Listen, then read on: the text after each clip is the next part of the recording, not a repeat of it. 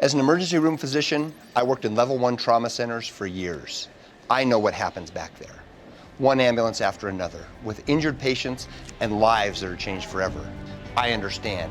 I took care of those people. Thank you. Now, as an attorney, my team and I care for the same people, but in a different way, working to get our clients' lives back to normal. If you've been injured, our medical and legal expertise provides a unique advantage. Ramos Law. What makes us different makes us better.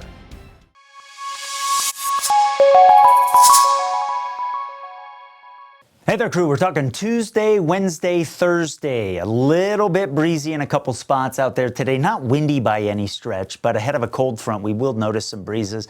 I'm going to highlight Elizabeth in addition to Penrose up on the Palmer Divide to the north of the Springs in Elbert County. Notice how the wind's kind of out of the west through the early part of the afternoon. Starts to get a little bit more of a north kind of kink to it here. Well, that's because that cold front will be approaching. So not like a, windy type day or anything like that. But you'll notice some breezes, especially over the higher terrain, more so than the big mountain valleys and along the Arkansas River east of Pueblo. But again, out of the northwest. Then we get into tonight and notice we get a north wind developing and we start to pick up that wind a little bit as well as the colder air moves in. And so ahead of the front today, it'll be a warm day. For mountain snow east of the mountains, I think we're in the 50s. A couple spots where the snow piles are getting small and you get more in the way of some grass.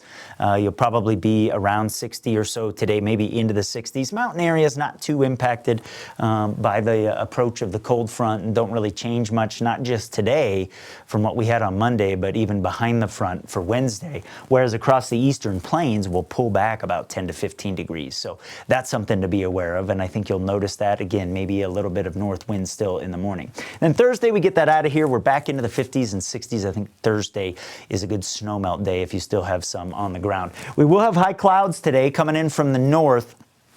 They might be a little bit thick at times, and that might impact the feel a touch. Usually around here, that's the case this time of year.